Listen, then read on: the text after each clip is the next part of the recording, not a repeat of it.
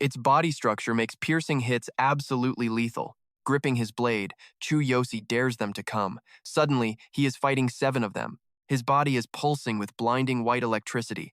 He realizes they hide in the mud after attacking. Chu Josi slams his sword down. Electricity surges out. Without his analysis, finding their weak points would be impossible. Jolted by the shock, the monsters surface.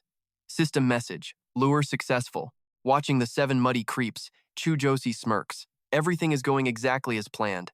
No hesitation. He moves out instantly. To a normal person, this swamp is a total nightmare. But with his superhuman stats, this mud is nothing but a playground. Once the system kicks in, his leg power hits a new level. Now, walking across the swamp feels like strolling on solid ground.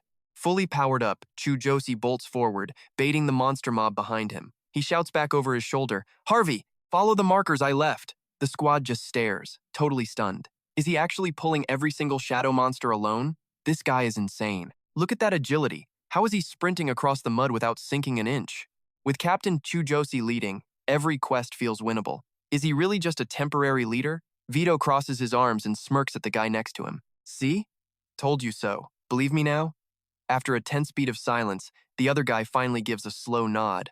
I will admit, I totally underestimated him. Harvey immediately rallies the squad. Stop standing around like statues. Move out now. While the captain keeps those mobs distracted, follow me. Vito gives a sharp nod. Roger that, sir. We are right behind you. The team rushes through the muck, pushing forward. A system alert pops up. Monster aggro successful. The path ahead is finally clear. Reaching the kill zone with the pack on his heels, Chu Josi roars. End of the line. I am taking you all down right here. Gripping his blade with both hands, he whispers, that piercing strike is going to do some work. Add a little lightning splash and these things are toast. A monster lunges, jaws wide, but Chu Josi's blade shuts it down mid-air. Seeing their buddy get wrecked, the rest of the pack freezes. They are too scared to charge. Electricity crackles around Chu Josi. He coolly tells them, relax, we have all day. Meanwhile, Harvey's squad clears the swamp safely. Someone cheers. We actually made it. Finally, out of that hellhole. The group is hyped. They have never made it this deep into the zone before.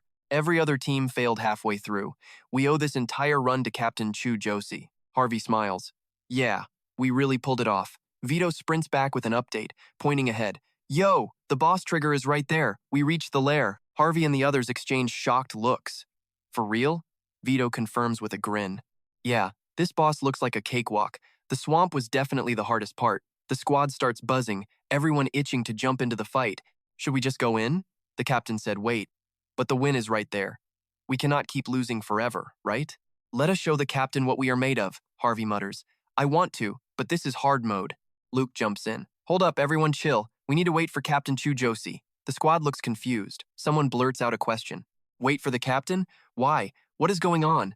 Luke rubs the back of his neck, sounding guilty. Look, I doubted his skills before, but he is the reason we are even here. His talent is undeniable. Since we are at the boss room, waiting for the captain is just the safer play. Harvey and Vito lock eyes and nod. Harvey laughs. Looks like you are finally a believer too. Fine by me. Better safe than sorry. Let us wait for Captain Chu Josi. Vito gives a thumbs up in agreement. Smart move, Vice Captain. It is the best way to stay alive. While they are talking, Chu Josi suddenly reappears. He asks, waiting for me. I finished clearing out those shadow monsters. The boss is just up ahead, right? Let us regroup here. His gear is shredded, but his aura is radiating pure, raw power. Chu Josi continues. Time to finish this hard mode quest. The system screen flashes. Level 9, Warrior, Beast Soul Gear Set, Heaven Thunder Weapon, Sacrifice Skill, Combat Power, 14,500. Seeing him back, the entire squad is totally blown away. He really soloed all those mobs? Godly. Who even is Captain Chu Josi? I keep forgetting he is only level 9. Vito adds, to be honest, I do not know much about his background either. Harvey watches Chu Josi thoughtfully. Once this quest is wrapped up, we should nominate him for guild leader. The team enters the boss arena. System alert. Swamp Shadows quest activated. Before them stands a beast dripping with dark energy, its face like a jagged human skull. That is the boss. Chu Josi scans it. Swamp Guardian, level 18. Fire resistant but weak to high-tier magic damage. Skills include temporary slow zones, massive health pool, and in hard mode, that HP is doubled. Analysis shows the slow skill has a long wind-up and can be interrupted by heavy magic. Crouched in the bushes, Chu Josi asks, wait, no portal? This is hard mode, Luke explains. Portals are not always guaranteed at this difficulty level. He adds that whether a portal or trigger point appears depends on the boss's actual power level, not just difficulty. Even on easy quests, a strong boss means a portal. Chu Josi realizes boss power is the real key. Remembering the black-eyed portal back at the Shadow Realm gives him chills. Special case, maybe? Luke tosses his sword over his shoulder. Let us hit the trigger. Victory is calling our names! Suddenly, Chu Josi holds up a hand. Wait. Luke blinks. What is up, Captain? He does not answer immediately. Instead, he calls for Harvey and a few high-speed mages. Harvey steps up fast. Mages huddle up. Victor rushes over. What is the play? I'm itching for a fight. Chu Josi nods. Focus up. Harvey leads as usual. Mages, pair off and drop your biggest nukes. On my mark, spam debuff items like poison and bleed. Pass them to the high agility players. Victor's shocked. Debuffs? For real? Chu Josi nods. Yeah, this boss has a weird health pool that doubles. Weakness effects make the fight way smoother. Fast units, surround it and distract. We need to control that health bar. Mages near me, be ready to interrupt. Rotate groups to keep those cooldowns and casting times covered constantly. Ha, V's impressed. How do you know all this? Seriously impressive. The rest of the squad chimes in. See? Told you Chu Josi would carry this raid. Just trust him. Chu Josi stands, flexing his arm. All right, time for the finishing blow. Let's move. Outside the portal, players are talking trash. Bighorn sheep leading newbies into a hard mode dungeon? The portal is glowing a bright, ominous red. Activating this mode shows real power, but failing means losing both your honor and your life. Anubis laughs. Is the leader of Bighorn sheep even human? They just popped hard mode. Must be that human's fault. They can't even handle normal difficulty yet. Truly pathetic. When those guys come running out in a total panic, I am going to roast them publicly. Back inside, Chu Josi's squad closes in. Victor asks if they need backup for the boss fight. Chu Josi watches closely. No way. I have its patterns memorized. Just wait. Suddenly, the monster bloats up. It let out a massive roar at Javi's team. Its body expanded to the absolute limit. Chu Josi shouts, Group 2 mages, attack! Right away, the mages step up and blast the boss. The monster doesn't even flinch. The team starts shaking. Is this happening again? But the leader knew. Chu Josi whispers, this is just how hard mode works. 15 minutes of pure chaos pass. The boss health hits 0. The Marsh Guardian is down. We actually won. Unbelievable clear, and we are the very first team to ever finish it. Harry's jaw drops. First try? Who the hell is this Chu Josi guy? We have to introduce him to the guildmaster. If he joins us, our rankings will hit the roof. No doubt. He's not just strong. He predicted every single objective. With him, we can handle anything. The system alerts. Chu Josi reached level 10. Combat power hit 45-0. He gives a satisfied smirk. I soaked up all that boss experience. Finally, level 10. Just 2 more steps until my goal is reached. I did it. Chu Josi looks up as the system rewards the Master of Infinity with black camo armor. Seeing that notification, his eyes light up with pure, unadulterated excitement. He checks the menu and mutters, leveling up comes with perks? Let's see what we got here. Without wasting time, he equips the armor. His whole vibe shifts instantly, oozing pure power. This rare black camo gear is incredibly durable and flexible. Only the Master of Infinity can wear this. No trading, no selling, and absolutely no transfers allowed. It changes shape based on his thoughts. Even the cloak can be styled with other battle gear. When other equipment is hidden, players will only see this specific set on his character. Warriors can equip this with the Fox Cloak, Blood Mist Weapon, Heaven Strike skill, and Clone Sacrifice once power hits 150,000. Chu Josi looks at his hands in the new gear and goes into deep thought. When the Fox Cloak is hidden, this armor shows. My body feels different. It must adjust to my needs. Victor spots the new fit and walks over. Who is this handsome devil? New look, who dis? Chu Josi just grins at him. Relax. I just swapped out some of my equipment. Someone blurted out. If you looked like this at the start, nobody would have talked smack. Javi speaks up. Chu, I need your help with something. Chu Josi glaces at Javi and asks, my help? What are you talking about? As they walk toward the exit, Anubis puts his hands on his hips. They're out. Look at these arrogant sheep. Suddenly, the system announces Bighorn sheep cleared Marsh Shadows on hard mode. New record, 150 minutes, 36 seconds. The first clear for Marsh Shadows on hard mode belongs to the Bighorn Sheep Guild. Anubis is paralyzed, mouth wide open. A record of 150 minutes and 36 seconds? No way. Chu Josi's crew walks out looking like absolute legends. The crowd is whispering, how did they beat hard mode? You're telling me that kid in the black armor cleared the gate already? Just made leader and he's that cracked? No way. Which guild is he repping? Javi looks stoked. That kid is a beast. He's honestly making the rest of us look like total trash. Victor tapped him and grinned, saying we haven't been this famous in years. This is all on you, Chu Josi. I gave him my word I'd bring him back and intro him to the boss. Chu Josi leaned in and whispered to Vor. Since I landed in this world, this is only the second time I've seen a crowd like this. It's still weird. Victor spotted in base, looking lost and smirked. Still here? My bad. Looks like we just nuked your record too. Pissed off, Anubis barked. You're just riding his coattails because he's strong. Chu Josi stepped up with a stone-cold stare. Oh, I'm strong now? What was that trash you were talking earlier? Crushed by the pressure, Anubis folded instantly. He started groveling, apologized for being a jerk, and begged the kid to join his elite guild. He started sucking up, asking for a name and talking business. He knew this kid was no joke. If that power was real, he'd be the ultimate secret weapon for taking down high-level missions in the future. Hearing that desperate offer, the other adventurers swarmed him, begging for his contact info. Join our squad instead, we've got better perks and the payout is absolutely insane. Looking for a guild? Try Bien Nam.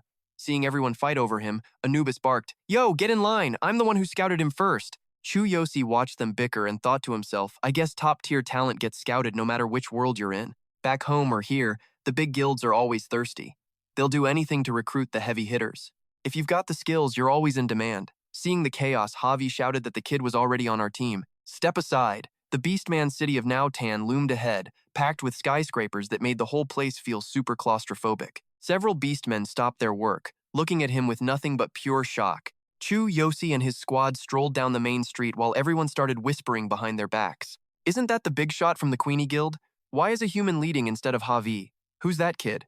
His level's hidden, but it's at least 19. No way. Javi is 18, so he's definitely 20 plus. He stopped and turned. Wait for me a second. His mind was on Sakura. I told her I'd meet her at the Explorers Guild. Wonder if she's there yet? I'll swing by later and hopefully we can roll together. I seriously need to see her. Somewhere else, a girl was whining about her diet and refusing to eat. Stop being weird. Just have a few drinks since you're here. We've asked you a million times. Why the cold shoulder? Suddenly, a deep, serious voice cut in. A huge guy stepped up and told them to clear out. He spun around and barked, Beat it, kid, we're busy here. Long piped up. Ever heard of a line? Wait, you look familiar. Have I seen your face somewhere? Miko squinted at him and realized who it was. You've changed. Did you seriously hijack our quest, you little brat? Where'd you score those materials? He mocked.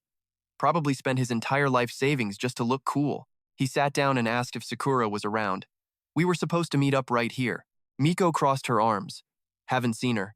Nobody hangs out here except these two loudmouths. You hear that? Just us. Long nodded along. True. Then it hit them. Hold up. Are we the loudmouths you're talking about? Miko gave them a look. Obviously. Lung Ario slammed the table, pissed that she was mocking them. Chu Josi used a pro move and grabbed his arm. Can't you see she's annoyed? Lung Ario rubbed his wrist, stunned by the kid's strength, but he still talked trash. His buddy whispered to chill because of the guards. We'll settle this outside, he said. Then he dared the human to a duel. He yelled while walking away. Don't think having cash makes you tough. I'll end you in one shot. Chu Josi just followed, apologizing for the mess. Miko tried to stop him. Don't go. They'll actually kill you out there. At least the guards can protect you here. He looked back and sighed. It's fine. If you don't want to get wrecked in here, come out and face me like a man. Javi saw the drama and asked Captain Chu Josi what was up. Hearing the word Captain made both thugs freeze instantly. Miko watched from behind the door. Who is this guy? Really? Chu Josi shrugged. Nothing. Just some punks acting tough. The rest of the crew stepped up. You guys got a problem with our captain? Say it. The two thugs immediately backed down, claiming it was all just a misunderstanding. Victor asked what was up. Chuosi replied, No big deal. My friend's not here. Let's go. And stop calling me Captain Mission's over. Harry shrugged with a grin. Call it whatever you want. Back at the guild hall, the big boss was hyping us up for crushing that mission on the first try. New record, baby. He kept droning on about how human warriors need background checks. Harry jumped in, arguing that Chu Josi is an elite talent. The chief is only a level 24 mage. He is the only reason we even finished this mission. We want him on the squad for the heavy-duty raids. He is worth every cent, even if the payout is massive. Anyone got a problem with that? Your crew is all human, but the boss is a beastman. A human running a beastman guild, that is just straight up wrong. Plus, you just met the guy. What if he is a secret spy from another rival guild? Right then, Chu Josi walks in, frowning. A spy from another guild? Fiadong backed them up, saying Captain Javi and the chief are founders, so their word is law. Victor snapped, saying he always treats us like outsiders just because the boss is a beastman and our captain is human. Maybe the chief lets it slide because Rigum is kin. If Captain Javi had not been so cool to us, we would have been kicked out ages ago. Suddenly, someone jumped in to shut him up. Zip it. Javi pointed out that other guilds are snatching up high-paying contracts. With Chu Josi helping us out, our efficiency would hit the roof. We will vouch for him. The guy has insane observation skills and his tactical analysis is top tier. Foom scoffed. You losers might need a new leader, but we definitely do not need someone like him. You are the ones tanking this guild. Of course you trust him, you are all humans. Only humans look out for their own, right? Javi slammed the table. What did you just say? You questioning my loyalty to this guild? My squad has been working our tails off to bring in results. We might not be as fast as your team, but we always fight for the common good. Fia Dong looked at the chief. People are already talking trash because Javi runs an all-human squad. If other guilds find out we made a human our captain, they are going to laugh us out of town. The guild is going to fall apart. Think about our future. Javi stood up and demanded to know what the chief thought about all this. Look, maybe we should listen to the suggestion. I appreciate Javi's passion, but we need to solve our own problems without any outside help from humans. He cleared his throat. We will send our human friend on his way with nothing but total hospitality. Javi was not having it. He kept arguing, trying to hold on to one last scrap of hope. Chief, he started, then looked down. His voice went low as he finally gave in. I get it, I understand. Chu Josi finally spoke up. I only came here for Captain Javi. Since it is like this, I am out of here. Before walking out, he tapped the captain's chest. Hey, do not sweat it. You still have a crew you can actually trust. Those loyal teammates were already standing in a perfect line right there in front of him. Javi looked at them, stunned for a second, then felt a weight lift. I am heading out. It was a real honor fighting beside you guys. Chu Josi sounded a bit sad. Hope we cross paths again. By then, I will definitely be at a higher level. The leader leaned back, crossing his legs like he did not care. Do not let the door hit you, human, Javi snapped. Seriously? You do not get it.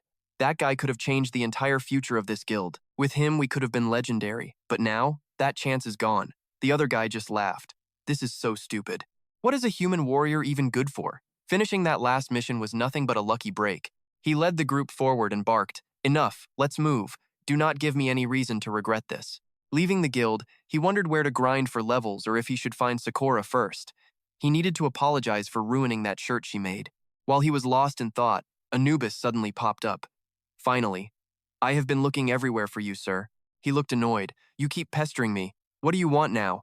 The guy sounded desperate. Please, help us. Our guild is facing a total nightmare mission right now. The boss sent me to track down a high-level powerhouse, and you are the perfect fit.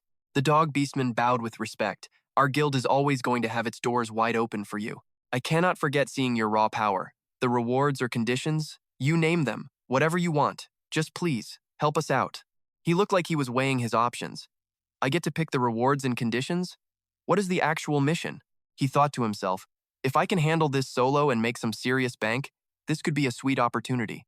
He lit up. Great, this is super urgent. We need to rescue a rich merchant's daughter. She has been kidnapped. Follow me. The guildmaster is waiting. As they walked, every beastman on the street was staring right at the two of them. A kidnapping rescue mission? The guild actually agreed to take a job like that? Anubis lays it out for him. Look, a guild needs cold, hard cash, not just a big reputation. We take odd jobs to stay afloat and avoid beefing with the big-time guilds over the fat payouts. Our pet guild is actually kind of a big deal in Nottingham, so we snagged this rescue gig. He wondered, so you guys actually have to fight for jobs? The pay must be crazy. 5 gold coins? He thought back to that Dark Demon farm mission. 3 gold pieces was a massive haul back then. He kept going. This job is more than 5 gold. It depends on who is paying the bill. This time, a famous rich guy's daughter is the victim. The payout is insane, nearly 100 times the usual rate. We are talking 500 gold coins. That is enough to pay for the entire guild for a whole year. Seriously, if a pro like you helps us pull this off, you get half the cut? Chu Josi's jaw dropped. Wait, what? 500 gold? That is 250 gold for me? He smirked, thinking the guy would totally flip out. Over at the BS Guild, Anubis led the way in and welcomed the pro inside. Our guild leader is losing it. Everyone started whispering about us. Is this puny human the expert the captain was hyping up? Nottingham's biggest rich guy sounded super annoyed. It has been 3 days. Does your guild even have the skills to pull this off? The kidnappers set the deadline for tomorrow. Listen up. If you fail, you owe me 10 times the reward. If you do not pay, I will erase you from Nottingham. Cash is not an issue. The BS guild leader, a level 28 hammer warrior, stood right there. Hey, do not worry. Our squad has a plan and we are heading out to save your girl right now. We will make it. The level 26 vice president was low-key shaking, thinking about that massive 10 times penalty, which is 5,000 gold coins. That is an insane amount of money. Quentin was fuming. You have been saying you have a plan since day one. Are you still planning? Word on the street says you already failed a bunch of times. Do I look like a moron to you? Anubis walked in and was shocked to see the client right there. He asked, wait, is this the guy who put out the hit? Chu Josi could tell just by looking the guy was loaded. Did the guild not even try a rescue yet? Anubis answered, after we took the job, we sent a 15-man squad. Their average level was 20, and they hit the mountains, where the terrain is a nightmare, so we had to be sneaky. The vice president stepped in too. Everyone was hyped at first, but then he hesitated. Forget the rescue, we could not even get close to their base. We did not know the land, and walking into their turf meant getting hit with non-stop traps and ambushes. The kidnappers have about 20 people at an average level of 19. Their leader is a level 25 berserker warrior. In a fair fight, we would crush them. But we got wrecked before we even reached their front door. We tried 3 more rescue missions after that, but they were all total disasters. He sighed. Walking into their house puts you at a disadvantage. Sending a crowd just turns you into a massive target. Plus, that first fail put them on high alert. Every attempt after that was just walking into a trap. Anubis agreed. Yeah, we figured. Going loud failed, so we tried to be smart about it, but we wasted too much time already. That is why the boss sent me to find a pro for backup. Without saying a word, he suddenly reached out and grabbed his arm tight. Anubis was literally tearing up. Look, we only have 1 shot left to save her. This is it. If we fail this time, that girl is in serious danger. Plus, our guild is finished. The reputation hit, and that massive fine will destroy us. Please, save us. Chu Josi was a little caught off guard by the drama and tried to chill him out. Take it easy. He started doing the math. The target was in the mountains, surrounded by traps. Enemies are level 19 with a level 25 berserker boss. No big deal. It is time to let my heavenly eye and copy skills do the heavy lifting. He was level 10 and rocking the warrior class. His gear included the shape-shifting black armor and the fox costume. Weapon, the blood mist, greatsword. Skills, electric chain, alchemy, copying, and the blood sacrifice technique. Total power, 150,000. That blood sacrifice move wrecks his body too much. Time to swap it for something better. Meanwhile, Quentin was still screaming his head off. I will say it again. If you fail, you pay 10 times the gold or this guild is dead. You hear me? 5,000 gold coins. Watching the guy, it was wild. From start to finish, he never even mentioned his own daughter. He only cared about the cash. The old man barked. You better answer me right now. Are you finishing this job or not? If not, have 5,000 gold coins ready. Bet stammered, chill out, Mr. Quentin. We have a solid plan to save your daughter, I promise. Suddenly, a confident voice cut through the room. Consider it done. Chu Josi stepped forward and repeated it. Your daughter will be rescued and home by tomorrow. I guarantee it. You have my word. Quentin spun around and pointed right at his face. President Bet, is this your guy? This human sure talks a big game. Anubis stepped up to explain. President, this is the elite expert I mentioned. It looks like he is officially agreeing to help our guild finish the job. Bet nodded with confidence. Exactly. He is one of us. Quentin scoffed. A Beastmen guild using a human? That is a new one. Quentin cleared his throat. Whatever. Since you are so sure you can save her, I will wait for the results tomorrow. Just do not forget. If you fail, you owe me 5,000 gold coins. Chu Josi stepped up. Mr. Quentin, let's make a bet. If we rescue your daughter, you double the pay to 1,000 gold coins. The old man lost it. What? Are you crazy? Why on earth would I agree to that? The kid quickly replied, do not say no yet. If we fail, the whole quest is a bust. He confidently declared, we will pay you 50,000 gold coins instead, 10 times the penalty. Do we have a deal? Everyone froze after that daring offer. The room went dead silent. Even Quentin was completely caught off guard by the move. 50,000? You said it. Fine. I am in. If you save her, I pay double. If you fail, you owe me 50,000 gold coins. He quickly scribbled the contract and shoved it over to Bet. Sign this agreement right now. Bet gritted his teeth and signed his name. Whether it is 5,000 or 50,000, we have no other choice. Quentin left calmly with his men, leaving one final message. Good. Let's see what happens tomorrow. Hu walked over looking totally stressed out and asked why they signed that deal. He yelled at Chu Josi, Kid, you just threw our whole guild under the bus. I led the last raid myself. That mission is a nightmare. Where do you get this kind of confidence? Chu Josi stayed cool. I just know we will win. Who exploded? You just know? You are betting everything on a feeling? That is 50,000 gold coins. Look! Suddenly, a servant outside shouted that President Sam had finally arrived. Bet rushed out. Bring him in, Chu wondered. The Sam Association president? She felt like the heavy lifting had finally arrived. Sam walked in from outside. President Bet, Vice President Who, been a long time. He was the boss of the Sam Association branch in Noton, a high-ranking master with a massive reputation. Bet welcomed him. You have no idea how rough things have been lately. Please, come in and take a seat. Who spoke up? I asked you here today to help heal these injuries of mine.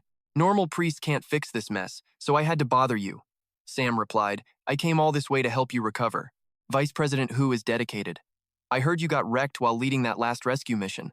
Who gave a weak laugh. Yeah, do not make fun of me, President, Sam asked. Was it for that rich guy Quentin? His daughter got snatched, right? That quest must be brutal. Exactly. It is impossible. I can feel the healing magic working already. Thanks, President. You are a lifesaver. Chu Josi chimed in. It is a tough quest, but I know I can finish the job. Sam froze when he saw him. Wait, we meet again? Chu Josi, what on earth are you doing here? Who was confused. Wait, you two are bros? After hearing the story, Sam understood and nodded his head. So Chu Josi is the specialist for this impossible job? Honestly, I know he will crush this mission easily. The kid smiled. Thanks for the vote of confidence. Bet looked totally suspicious. They seemed tight. Sam is the big boss of the Noton branch. Normal people do not get to hang with him. Even getting him here today took a lot of favors and connections. Seriously, who is this Chu Josi guy and where did he come from? Anubis replied. I have no clue. But it proves he is the real deal, does it not? Who stood up? Fine, Chu Josi. I am coming with you. I have the experience you need to survive this. As the vice president, I have a responsibility to see this through to the end. Chu Josi set his tea down and stayed cool. No problem. He stood up, his wounds basically healed. Let's get moving. We are heading out to the mission right now. Let's roll. Sama's voice echoed from behind. Good luck to both of you on your way back. Hu gasped in shock. So sudden?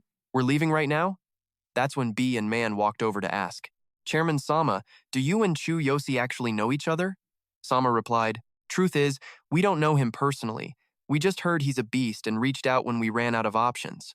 We were honestly worried if he had the skills. Sama watched Chu Josi walk away and said calmly, Yeah, we definitely know each other. Not long ago, he passed the White Border Sama test at my place. He's the youngest White Border Sama in Noton City and the most brilliant magic genius I've ever seen. Plus, he's an incredibly powerful human warrior, which is just insane on its own. The only person I know who soloed the Heartstone domain, B shouted in horror. He's really a White Border Samo? And Bai stuttered in total shock. Soloed the Heartstone domain? Old Vought stroked his beard. So, you think he's actually got what it takes? On the road, she kept grilling him. Hey, you even got a plan yet? The sun's going down. Spill the plan. Our guild bet everything on this, and you went and hiked the fee to 50,000 gold. Don't blame me for being skeptical. Just thinking about it makes me mad. Where do you get all this confidence? Chu Josi tried to calm her down. Relax, I get it. I just need to prep. You know your way around Noton City, right? Then take me somewhere, she asked, surprised. Where to?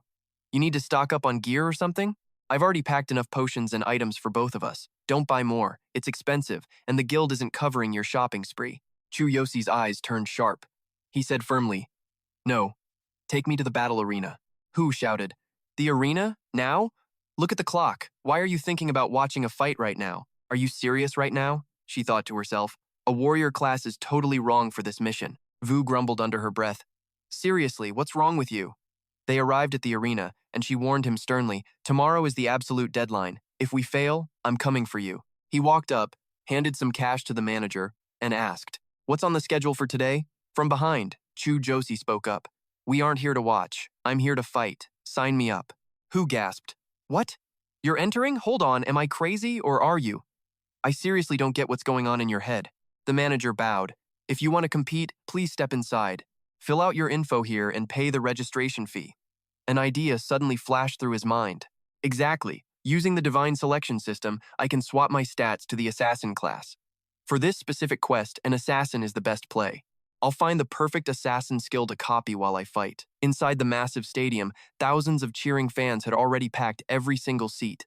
Leto, a level 21 shadow assassin from the Mu tribe, stood mid-arena and drew his razor-sharp, gleaming blade.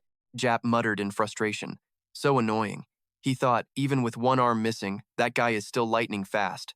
Fighting him is a nightmare. The level 21 beast warrior let out a furious roar. Leto spun around, acting all smug. Come at me! Jap charged forward with a terrifying roar, his massive body making the ground shake. He screamed, let's go! We warriors hate these slow, dragged-out fights more than anything. A battle roar can boost your morale and power, along with everyone on your team. Your heavy attacks carry serious weight, making enemies second-guess themselves and crushing their spirit. Beneath that thick black fur, his eyes gleamed with pure killing intent. Leto dodged the attack with ease and quickly backed off to a safe distance. Jap was stunned when his hit missed. He couldn't even touch the guy. Then, Shadow Strike was activated, and light flashed everywhere. Shadow Strike is a secret move from the Assassin's Guild, supposedly passed down by a legendary killer. It's a close combat skill that lets you vanish into the shadows, get in close, and slip behind enemies for a fatal blow. The effect changes based on your weapon, but daggers offer the most lethal assassination potential of them all. Leto sheathed his blade and sighed. Attacking from the dark is seriously unpredictable. The announcement rang out, the match was over, and Leto won again. Healers on standby. Please get in here and treat the injured immediately. The crowd went wild as fireworks lit up the whole arena. People were cheering and gossiping. Naruto's famous Shadow Strike had made another appearance. He's from the East, right?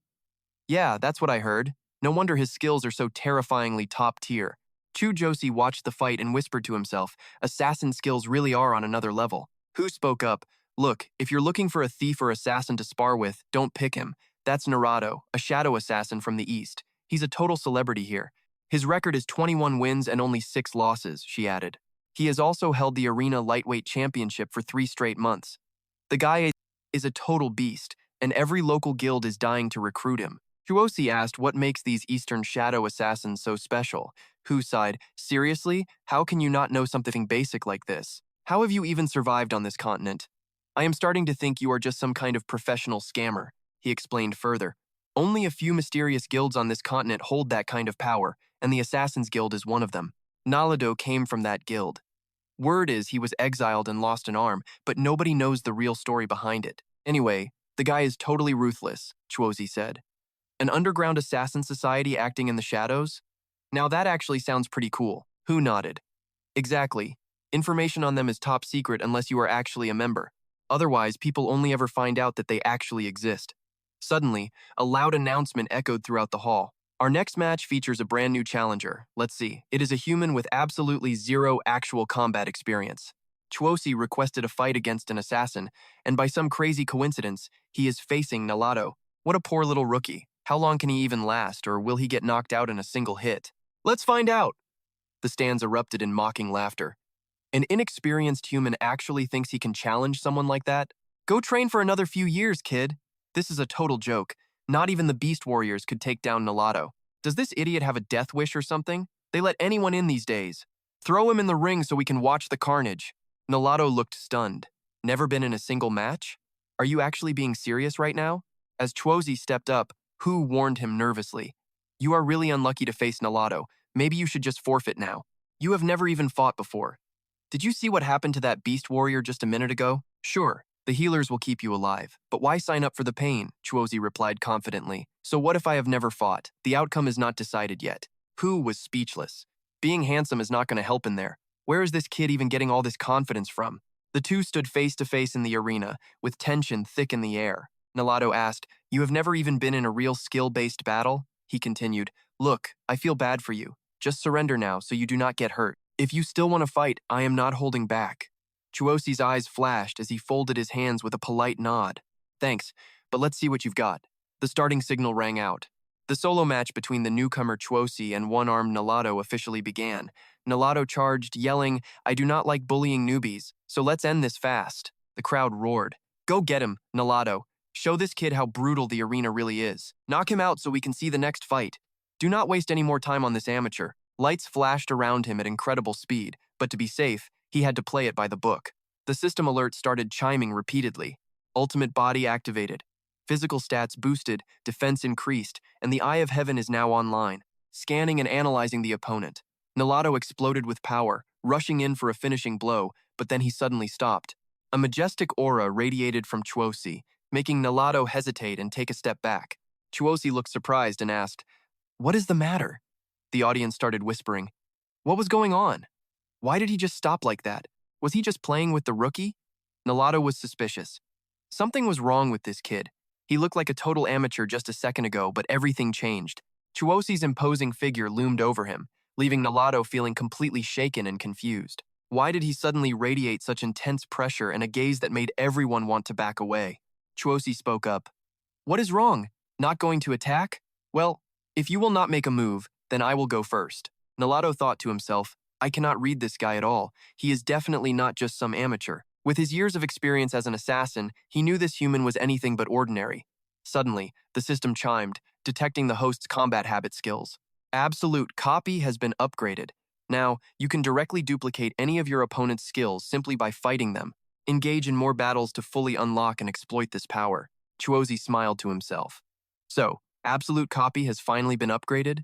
Being able to snag skills right in the middle of a fight is actually incredible. Before, I had to activate it and literally touch their heart. That was honestly pretty awkward to explain. Chuosi rushed in to attack. I am looking forward to this. Let's see what you have got. Nalato, the night assassin, stayed on high alert. Why is this guy acting so excited all of a sudden? I really need to be careful here. New skill activated, Z-step. It is a common movement technique for thieves and assassins that provides a massive agility boost for a short time. The fluid footwork allows for easy dodging and greatly increases evasion rates. Chuosi was impressed. This Z-step skill is actually pretty decent. Chuosi charged straight ahead, raining down a flurry of strikes right where Nalato was standing his ground. Nato lunged forward, shouting, Night Strike? Man, you are all talk and zero game. Amateur hour ends right now. Chu Josi spun, parrying every move with a grin. This is exactly what I was waiting for. He pressed in with a flurry of strikes. Lights flashed, and Narato's blade grazed his neck, but not a single scratch appeared.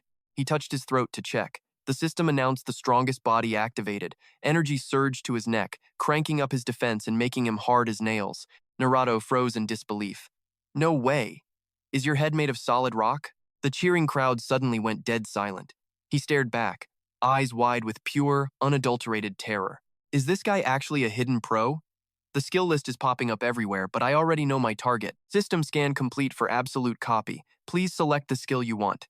Chusi's eyes gleamed as the notification flashed again. Absolute copy successful. Night Strike acquired. Based on your current gear and stats, things are about to change. Skill evolved into Shadow Thunder Kill. Nato panicked, stammering. What the hell did you just do to me? Why can't my blade touch you? Is that some stone skin skill? He stepped forward calmly. Long story, pal. Now it is my turn to swing back. Chu Josi mimicked the exact same move and lunged forward to test his new power. Nato stood there petrified, eyes bulging. How is your move exactly like my own? Shadow Thunder Kill erupted. In the dim light, he was a bolt of lightning. Nato could not even blink before his own ultimate move hit him. After taking Nato down, Chu Josi walked out, head high. Not bad. Now, let us go save that poor girl. The crowd went wild as the announcement blared. The winner is Chu Josi. Backstage, Hu's eyes were practically glowing. Man, is that some high-tier legendary gear? He stretched, feeling good. The god selection system was really coming through. This assassin build makes me feel way more agile. System alert. Stats successfully allocated to the assassin class. Enjoy the ride, Hu asked. It is pitch black out. Why are we doing a rescue mission tonight? Is it not too dark to see anything? He replied confidently. Not for me. I see everything. Guide path level 10, current class, assassin, wearing fox skin armor and wielding the blood mist saw. Skills include lightning chain, copy, and shadow thunder kill. Total power level, 150. The two finally reached the territory where the kidnappers were hiding out. The full moon cast long shadows through the trees as Hu cautiously led the way. The girl is kept here. They hid behind a tree.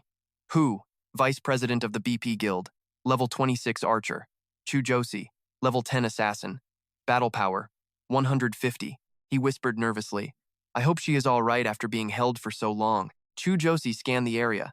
No wonder you guys kept failing before.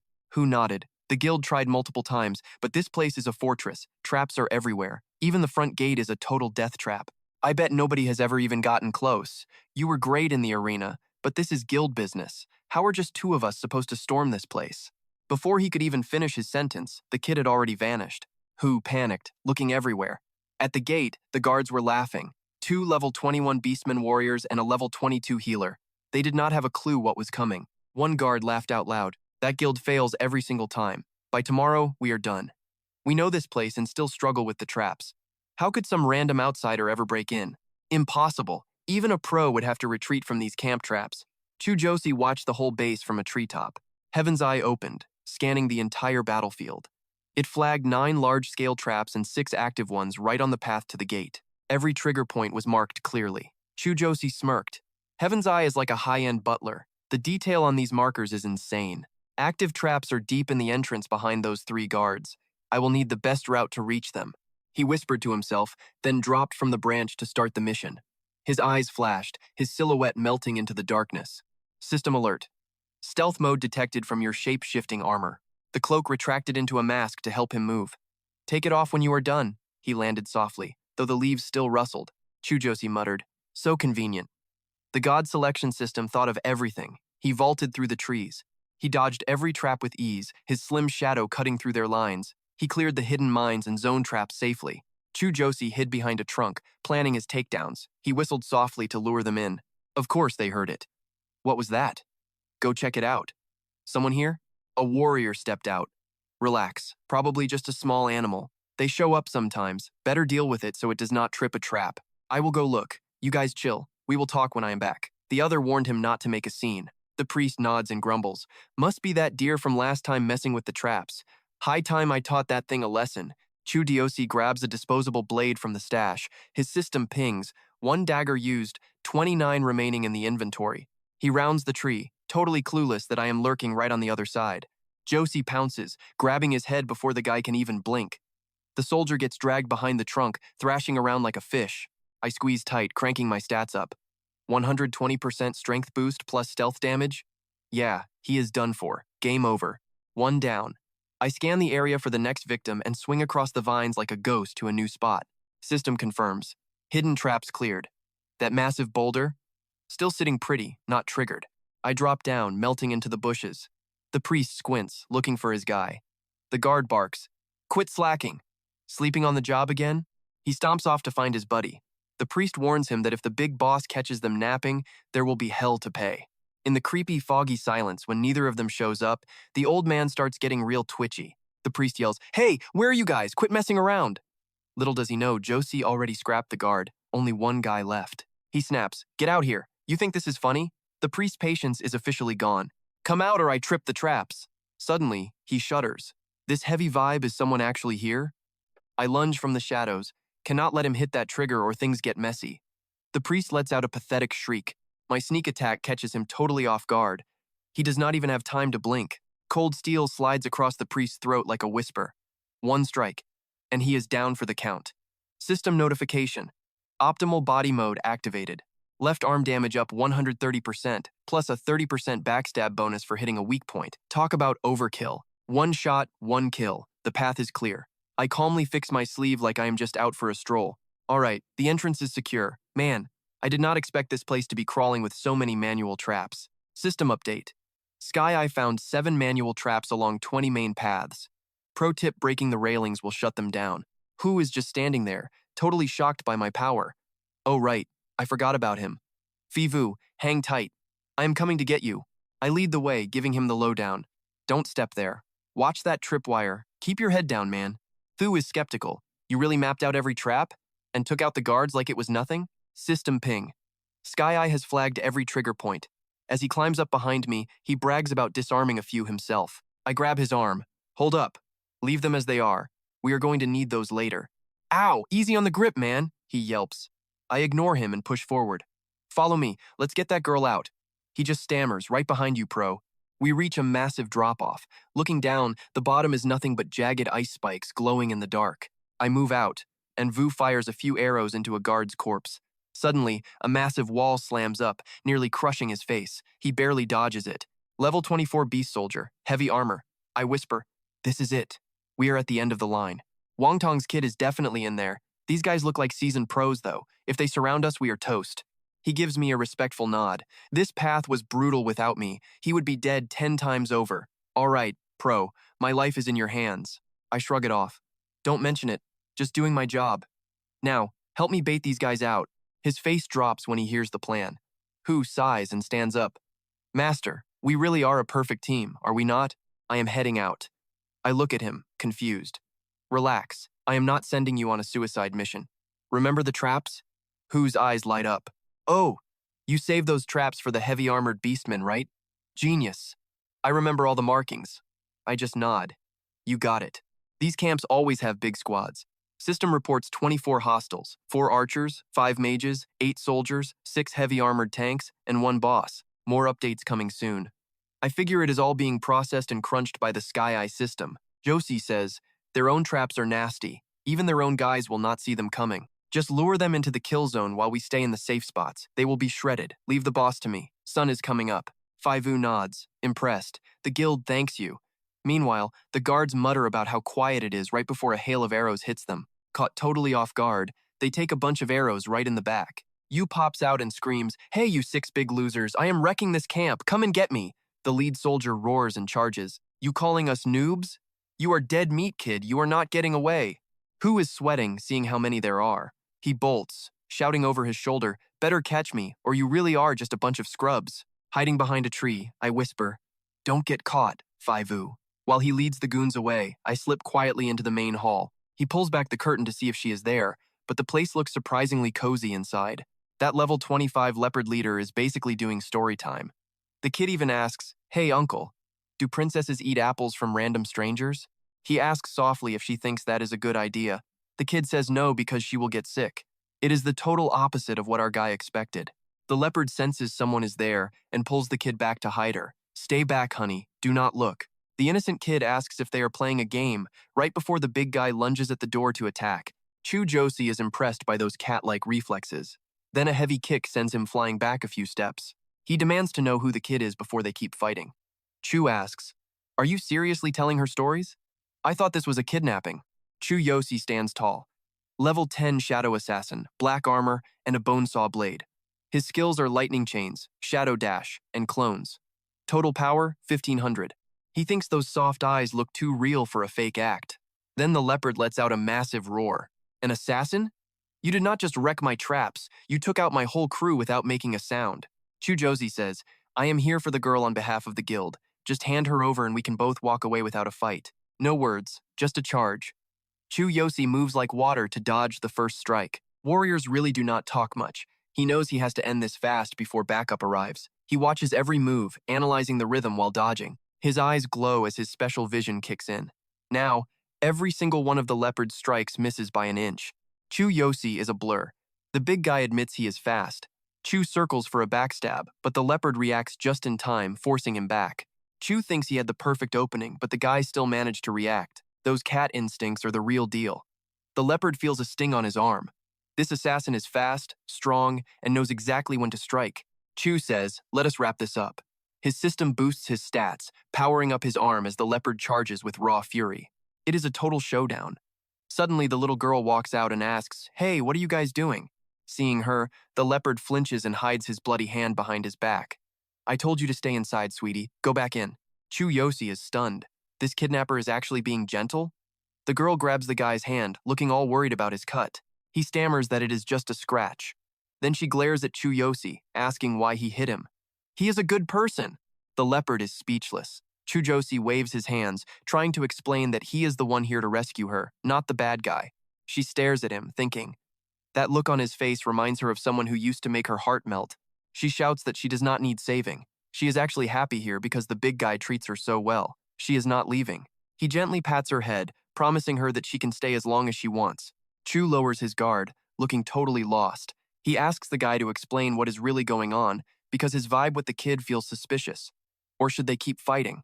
The leopard picks her up, saying they should talk inside. He needs to tuck her in, because without his bedtime stories, the poor kid gets terrified.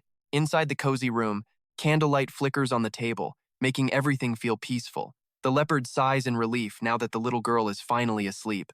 Chu Josi leans against the wall, noting how much she likes him. He figures there is no way this guy is just some random kidnapper. Watching her sleep, he whispers that he is actually one of Quentin's men, or more like a secret bandit working right under the guy's orders. Chu is shocked. You are really working for that rich guy? Why would he order a hit on his own daughter like that?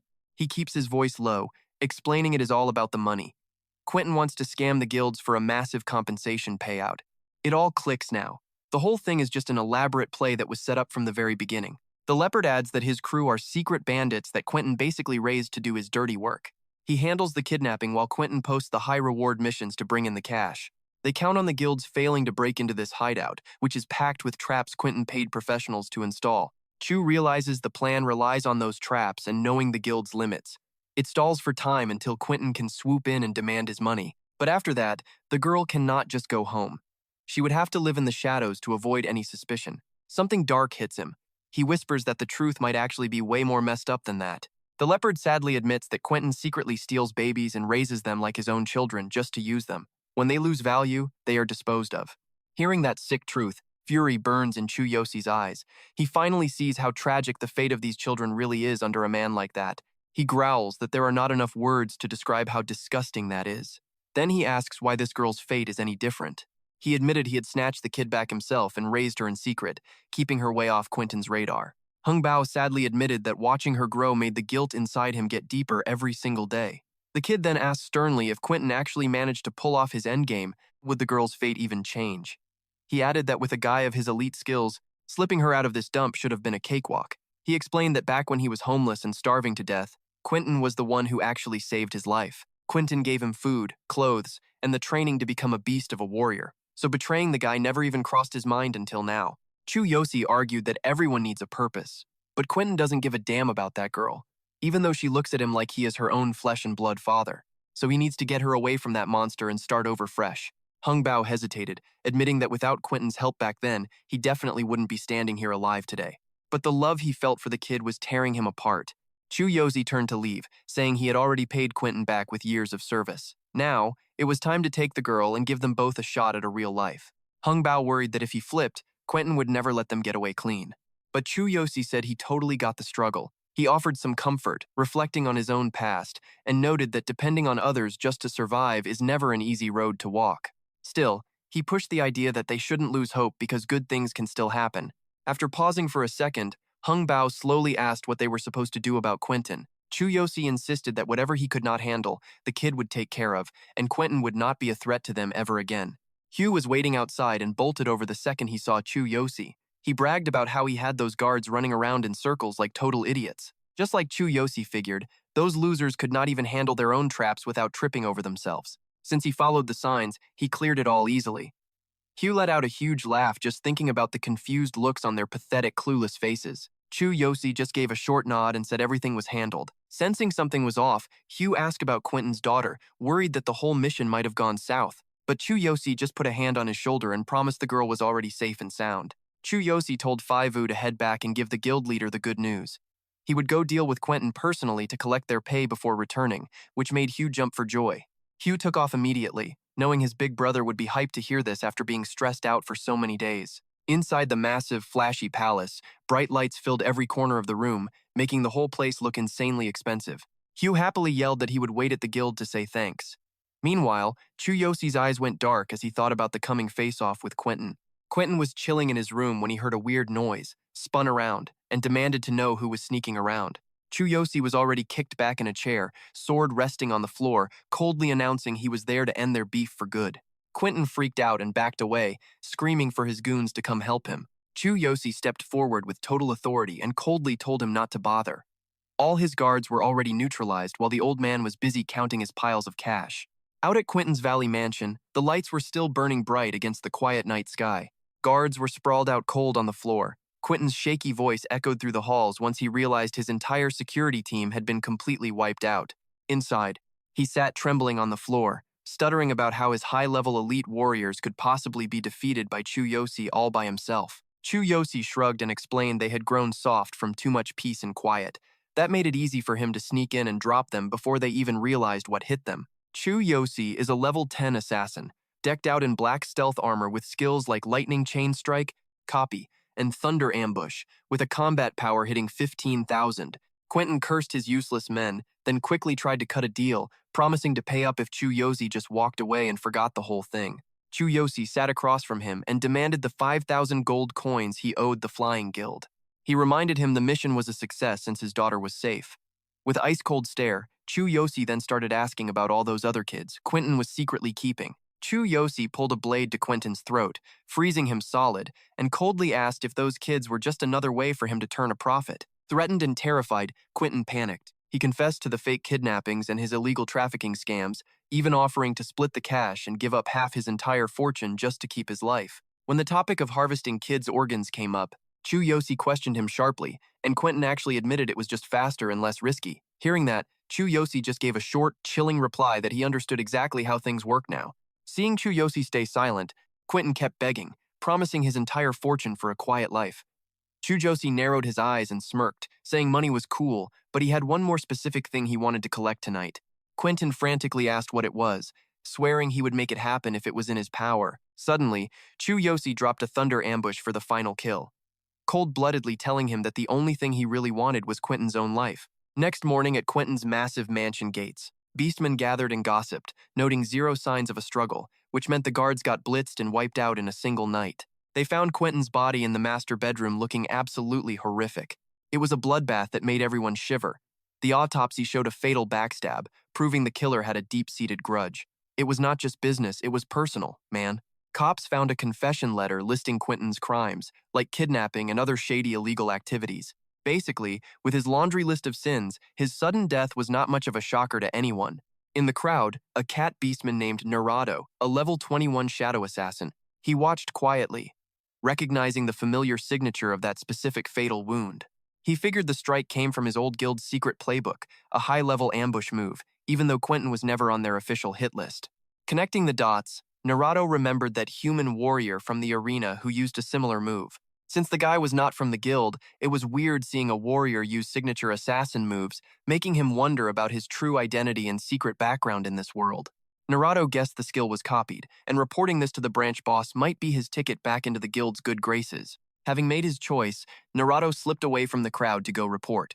Over at the guild office, B could not hide his shock and joy after Chu Josi recovered 5,000 gold.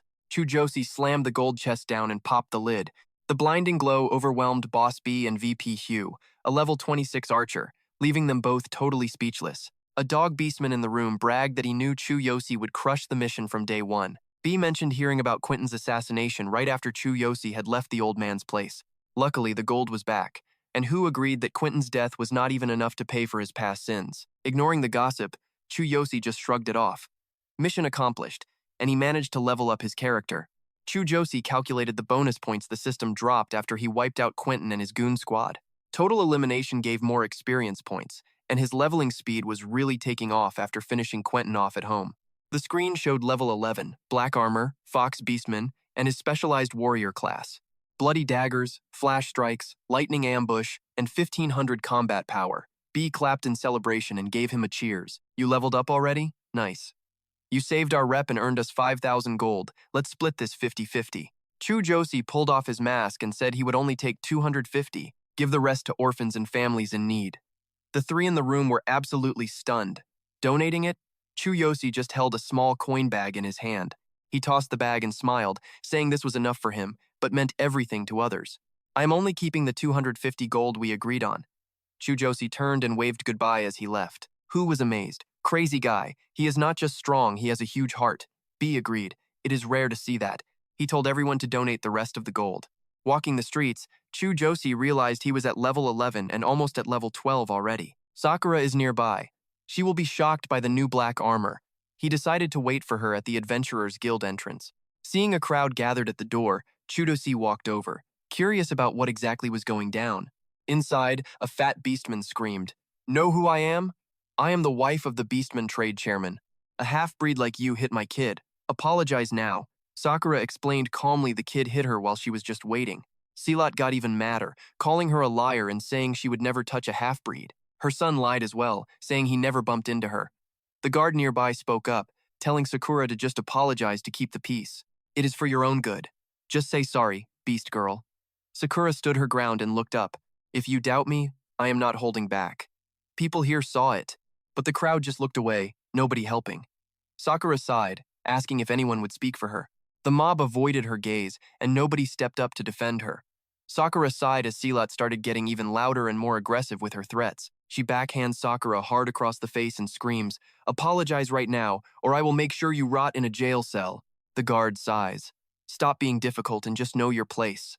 Sakura hits the ground but stares her down. I am not apologizing to you. Silas loses it completely. You dare defy me? I can make sure you do not live to see the sun come up tomorrow. Her kid sneers along. Yeah, my dad is the chairman of the city trade guild, you know. Sakura reaches for her sword hilt. The guard barks, hands off the blade. Even high-rank adventurers have to follow the law. Sakura's eyes burn with rage, but she holds back to avoid ruining the master's plans. She grips the hilt tight, telling herself to just endure it for now. Suddenly, Chu Josi shoves through the crowd and marches right up. Before the brat can even blink, Yoshi lands a heavy punch right on his face. The kid screams for his mommy. Chu Josi stands over him, radiating an aura so terrifying it shuts the boy up instantly. He gives him another shove, sending the brat tumbling.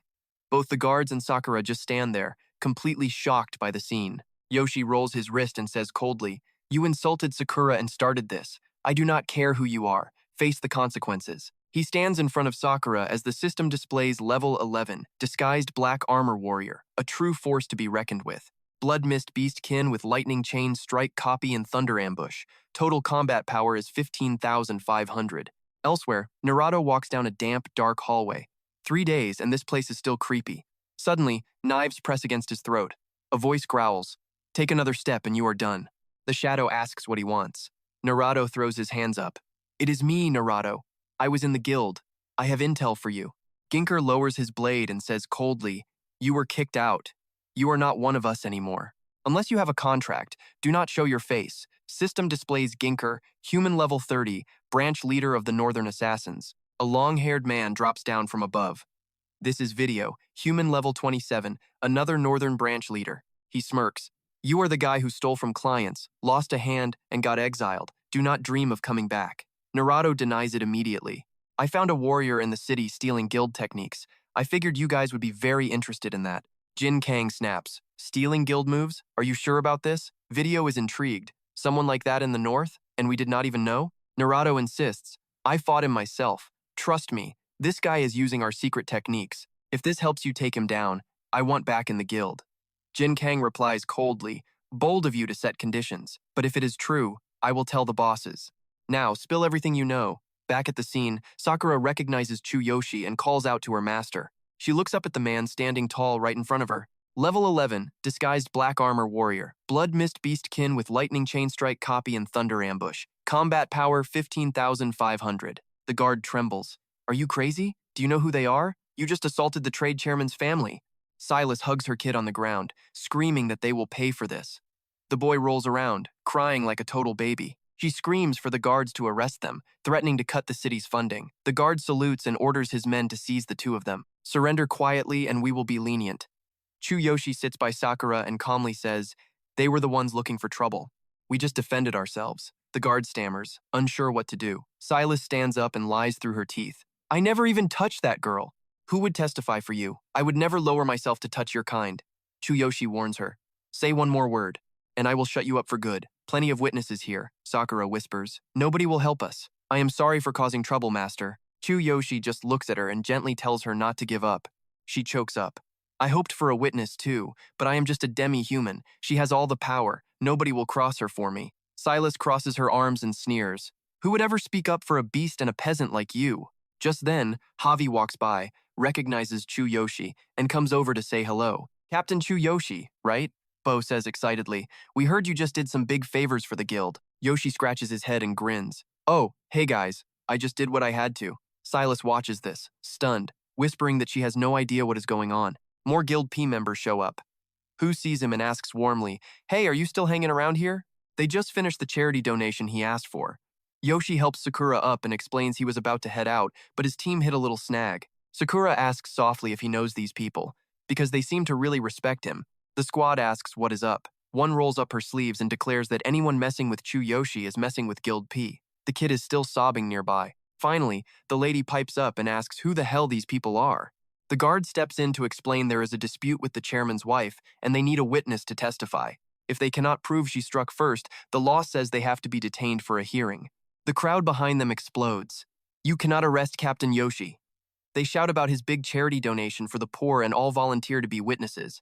The witness crossed his arms and stared down the guard, asking if that was enough proof for everyone. May stepped up too. confirming the lady swung first while backing Saola since she is a gold rank adventurer. Seeing the tide turn, the lady threw a tantrum on the floor, screaming about being a big CEO's wife. A demi-human in the back shouted that she started it, and then the whole crowd began chiming in too. The guard looked super awkward and told the lady she needed to come with them to settle this mess. Chu Josi wasn't having it and told her she had to apologize to his friend before going anywhere.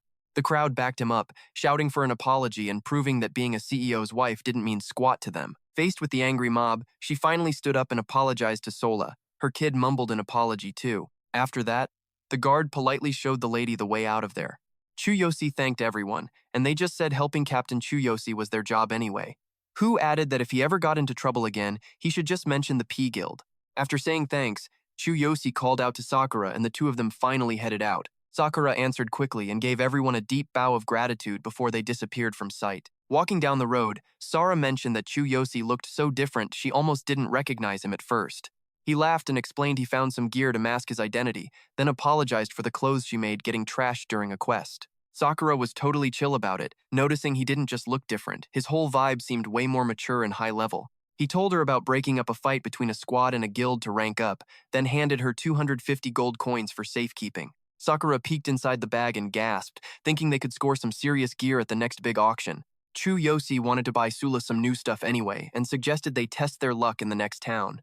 Sula acted all shy but agreed to go along. She mentioned the next town has a massive auction house and is home to that genius wizard, Kevin. Hearing his name, Chu Josi remembered his mission. He figured his body was acting weird from those tough battles and sacrifices, so maybe Kevin could fix whatever was broken. The two kept moving, chatting, and having a great time as they traveled along. They hadn't been in the woods for long before Chu Josi felt something was seriously off nearby. Leaves started flying like daggers, making him shout a warning while Sakura instantly drew her sword to defend them. She sliced through the leaves and yelled for whoever was hiding to show themselves. Some creep in the shadows was casting a spell and noted there was someone else there. Both of them were stunned by who appeared. A black crow landed on a branch nearby as Ginger accused Chu Josi of stealing the Assassin Guild's secret techniques for himself. Ginger licked his fingers with a psycho look. He called the girl interesting and guessed their levels based on what Nato said. He stared at Sala, looking pretty hyped to find out she was a demi-human. Knowing these guys were bad news, Chu Josi and Sura got ready for a fight. Chu Josi watched Sakura closely and realized he had never seen her give off such intense killing intent before. Sula glanced at Chu Josi and warned him that these two were tougher than anyone they had fought. She could feel the murderous vibes of professional killers. If they were really from the guild, they were in for a world of hurt. Sakura explained the guild's history. It was a shady eastern group of cold-blooded killers who took trophies from their targets. Even the biggest guilds were terrified of crossing them. Chu Josi stood by her, saying he once met an exile from that group, but he had zero ties to the organization himself. Suddenly, it hit him. He realized the move he copied was probably one of their secret skills, and that was why they were hunting him. Seeing him lost in thought, Tura gave him a really confused look. Up above, Ginger told Zhao he could handle Sura, but warned him that she was actually pretty strong. He started casting a spell, bragging that he would kill Chu Josi and take a trophy back to the guild. Jia Zhao got his own magic ready, acting all confident that no matter how strong they were, he would win.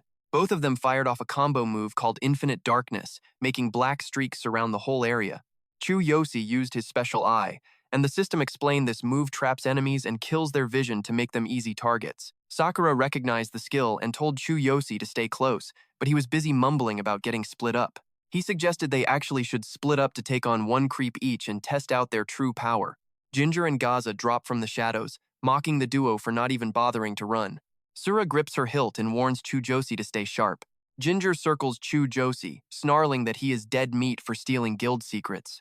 He brags that it is time for the kid to witness the true, terrifying power of a real ambush. Ginger strikes from the shadows, lunging at his back. Before the blade even touches him, Chu Josi draws his weapon and blocks it without even turning around. He calmly notes that his opponent is a level 30 assassin. Chu Josi glares at Ginger. "You want to win? Go back to training." Ginger is absolutely stunned when his strike gets stonewalled. How did this kid predict his moves and even know his level? Ginger lands softly on the ground, scowling. He demands to know what Chu Josi's actual level is, because level 11 just is not cutting it. Chu Josi just hangs his sword on his shoulder. "I am level 11. System scan. Chu Josi, level 11, warrior class wearing black fox beast armor. Between the blood fog weapon and a combat power of 15,500, Ginger is fuming. He cannot believe a level 11 has these reflexes. This kid has to be some kind of rare genius. Chu Josi shrugs. Believe it or not, then he bolts forward, mocking Ginger's massive ego. Ginger summons 3 giant snakes with deadly fangs. Go ahead, try and block this. Chu Josi uses his divine eye and immediately reads the fake movement. Snake-like movement from weird angles, plus a 30% speed boost. Tricky. Chu Josi watches. That footwork is actually pretty fire. Without the divine eye, he would have been toast. This technique blends speed, perfect body control, and high-level strategy. Noticing Chu Josi is momentarily distracted, Ginger lunges in for the kill without wasting a single second. He thrusts his blade down. Can you handle this? It is a shadow clone ambush. Multiple phantoms swarm from the dark to tear him apart. The clones vanish after every strike. Chu Josi aims his sword forward and hits the system switch. Ultimate physique activated. Ginger's blade hits, but it just sends sparks flying. 0 damage. Seeing that insane defense, Ginger literally screams in frustration. Is it the gear? Who are you? Chu Josi just lets the system show his level. With a stone-cold look, Chu Josi repeats, I am level 11. Chu Josi swings his blade, forcing Ginger to scramble back in a panic. 1 second slower and his throat would have been sliced open. Ginger is spiraling, unable to process how a level 11 can be this strong. Ginger gets blasted back into the dirt. Clutching his chest, he calls for a timeout. You are a freaking genius, kid. As a leader in the Northern Assassin Guild, Ginger offers him a spot. Special training, elite status, you could be our star. Chu Josi just ignores him, not interested. Ginger snaps and preps a new spell. Blue flames erupt as his eye glows red. I am not losing this. His knife turns into a double-bladed weapon of pure power. It has been a while, kid. Chu Josi feels it. He is pouring raw bloodlust into that blade. Ginger yells as he swings. Try and block this system analysis strike. It is the Bloodlust Crystal, a massive, unblockable energy strike. Chu Josi tanks it with ultimate physique, but the blade shreds his armor anyway. Damn.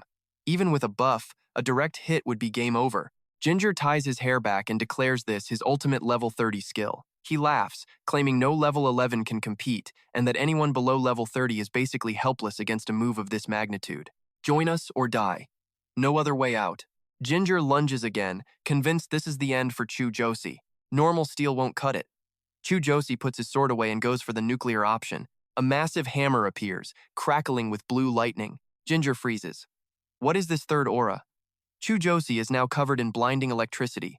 The system announces the Heavenly King hammer is out. Since his level is too low, he can only use it for 1 second, and it will drain every last bit of his energy reserves. Chu Josi glares at Ginger. Go ahead, try and block this one. System report. Chu Josi, level 11 warrior, geared up in black camo armor and wielding the Heavenly King hammer. Lightning skills active, total combat power hitting 15,500 in the sky. Bolts of lightning swarm above Chu Josi while he hangs there, suspended in midair. That heavy pressure pouring off his body has the enemy second-guessing everything. Chu Josi is doing the math. To drop a boss this big, he needs the perfect opening for one final strike. It is all about speed because that hammer only lasts 1 second. But trust me, 1 second is plenty. Down below, Ginger is bugging out, asking where that overpowered weapon even came from. Looking down from above, Chu Josi grips his hammer and tells him he is just here for the kill. So let us see if you can actually handle the heat from this next hit. Ginger just laughs it off, trash-talking a level 11 warrior for thinking they can hang. He says he is not falling for these cheap tricks. Before Ginger finishes his sentence, Chu Josi drops the hammer. He tells him to get ready for the end. The impact triggers a massive, earth-shattering explosion. System reveals the Demon Spirit Crystal skill, an upgraded version of his basic killing intent. It merges the weapon with the assassin's body to unleash a fatal, unstoppable strike. Chu Josi holds that hammer tight, realizing the window is open. This is it. The 1 second that decides everything. Somewhere else, hidden deep in the shadows, Chala is watching the whole thing. She knows once her master taps into this power, the fight is basically over. She does not even care about the drama anymore, looking down at Gio without a shred of pity. Back at the fight, Ginger flies up to take Chu Josi head on. Chu Josi immediately triggers the Heavenly King hammer for that tiny 1 second window. Ginger gets blasted straight into the dirt. When he hits the ground, it causes a massive explosion. Ginger is gritting his teeth, shaking as he mutters that this power is insane. No way it belongs to a level 11. He still tries to cast a spell, looking totally desperate now. He summons a blue-eyed bat and sends it flying as a desperate signal for help. Still on his knees, Ginger warns him that if he dies, the Assassin's Guild is coming for Chu Josi. The activation time for the Heavenly King hammer runs out. The weapon's energy is officially spent. Chu Josi lands feeling totally drained, gasping for air. He realizes the hammer gets even stronger as he levels up. Before passing out, he is already thinking about a recovery potion. Sakura shows up just in time, catching him and saying she will take it from here. She lets him lean on her while handing over the meds. Taking down a one-eyed assassin in one shot really wrecked his body. While gulping it down, Chu Josi complains about that familiar, nasty taste. Sakura just smirks, saying that is why she hates taking the stuff. She lets him rest his head on her lap and warns him not to use that dangerous move without her around. Chu Josi agrees, but points out the guy was way too strong. He had to go all out. Sakura adds that Ginger was a high-ranking guild member, so ending the fight fast was the right call. She brings up that level 10 warrior story he once told her, just to give him a little boost. Chu Josi jumps up, shocked she remembered that old story. She just gives him a soft look and says, "Of course I do." He realizes he has been in this world for a while. He is almost level 12, and it is finally time to head home for Carolina. He thinks back to dealing with Mina's group and the bullies messing with Karina. When he gets back, he is definitely making the first move. Sakura grabs 2 bottles of meds from the fallen assassins. She hands them to Chu Josi, saying this high-grade stuff might come in handy. The system identifies it as Grade A experience potion. It boosts experience gains by 45%. This is a rare, expensive item in the adventurer world. Chu Josi is stoked. With this, he can definitely hit level 12 before they even reach Kevin's town. He is determined to hit 12 and see Carolina right away. Grabbing the 2 bottles with a grin, he announces they are back on the road. Sakura happily agrees. On their way, they run into a pack of small monsters and even a big boss. Chu, Josi, and Sakura make quick work of the monsters before continuing their journey forward. They stumble onto another party that just failed their quest. Chu Josi joins them and basically carries the whole team through the mission. Helping that party pays off. Chu Josi racks up experience fast and finally triggers a level up. Level 12 unlocked. Warrior class equipped with black camo gear and Fox Beastman traits. New skills include Chain Lightning Strike and Thunder Ambush Mimicry. Combat power hits 16,000. They keep moving. Sakura mentions they are finally getting close to the town where Kevin lives. Once they pull into town, Sakura suggests that they should probably find a place to crash for the night. A friendly beastman walks out to greet them. He says he owns the inn and has 1 premium room left for them. Chu Josi steps up and asks if they have 2 regular rooms instead. He makes it clear they do not need anything fancy. The innkeeper looks a bit awkward, saying there is only 1 room left.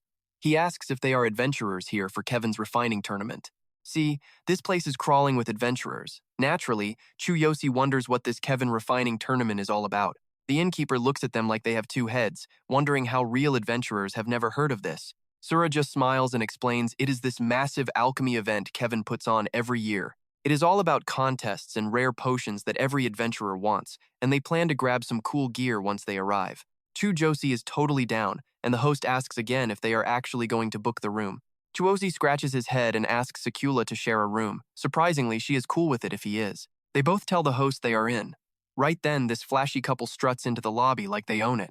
The guy announces he is a level 15 junior blue mage and demands the best suite in the house. The host starts sucking up immediately, promising to prepare their absolute best luxury room. Vincent just gives him a cold look and tells him to lead the way right now. Chu Josi is not having it. He grabs Vincent by the shoulder and tells him to get to the back. Vincent turns around acting all smug, saying the VIP room is his and asking the host to back him up. The host agrees, but Sura speaks up because they were there first and already asked for a room. The host is shocked they do not know Vincent, who is basically the star student of that genius named Kevin. He is a big deal blue mage that even high ranks respect, so they really should not be looking for trouble. Mila, the girl with him, scoffs and says just hearing Kevin's name should be enough to make them back down. Chu Josi just cracks his knuckles and says the room is theirs regardless of who his teacher is. Now, lead the way. Vincent and the host are both completely stunned by how stubborn Chu D is being right now.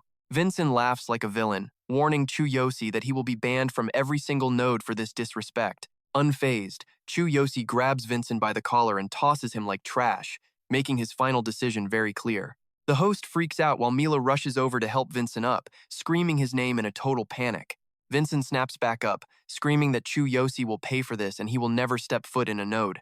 Ignoring the noise, Chu Josi tells the host to show them upstairs, and the old man finally gives in. Vianjan just sits there fuming, muttering that Chu Josi has no idea who he is messing with. Walking up the stairs, Chara nervously asks if he is sure about this, but he just says he treats people exactly how they treat him. Whether he is Kevin's student or not does not matter. He is done taking crap from anyone starting right now. Hearing him say he is done taking crap, Sakura wonders what he actually went through in the past. Night falls and Takula is out cold. Chu Josi stares at his glowing ring on his hand and whispers, "Karina, I am coming home soon." He pulls up his system and starts the infinite gateway skill right away. Chu Josi hits the portal and warps back to his original home world. Touching the ground, he whispers, "Okay, I am finally back where I belong." Sitting on the bed, he looks at his sleeping sister and feels relieved that he did not end up waking her. As he fixes her blanket, he hears Taulina talking in her sleep about her legs not having any feeling anymore.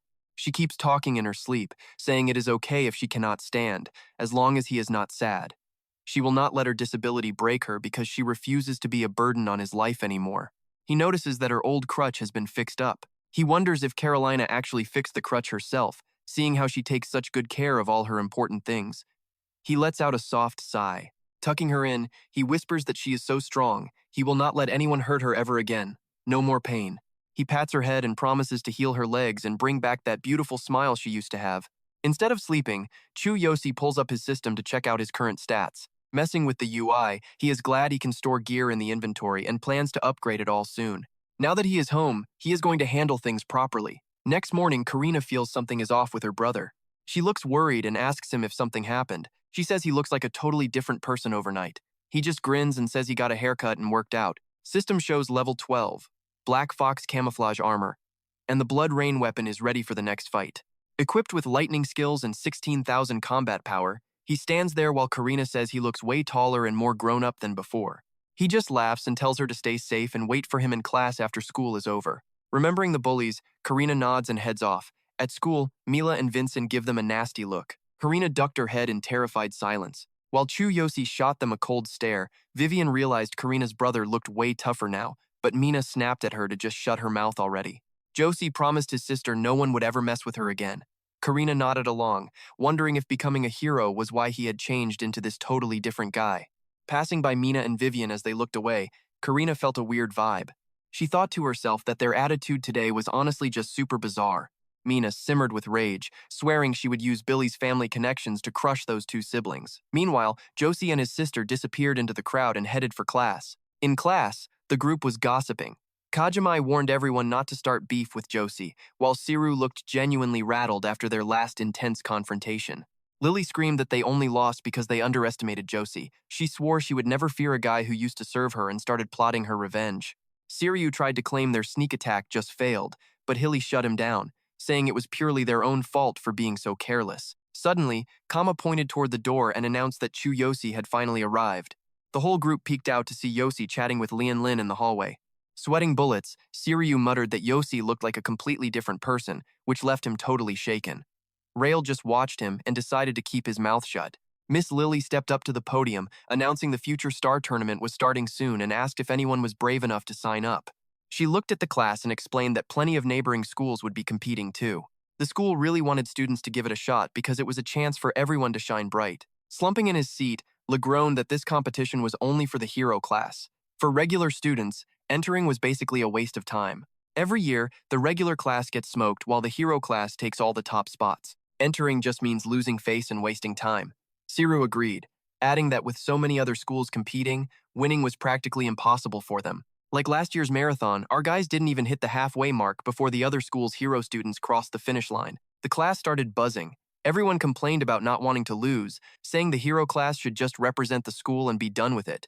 The teacher chimed in that the prize pool this year was massive, even the faculty was pumped. Since the Hero Academy Union is hosting, big-name guilds and top leaders will all be watching. Plus, the winner gets 10 million yen.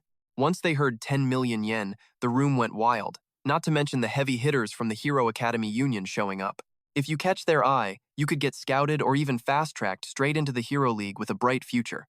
Down in his seat, Josi heard the prize money and started doing the math on winning it all. He could pay back the 600,000 yen he owed the Blue Snake gang, clear his debt, and move Karina into a nicer place.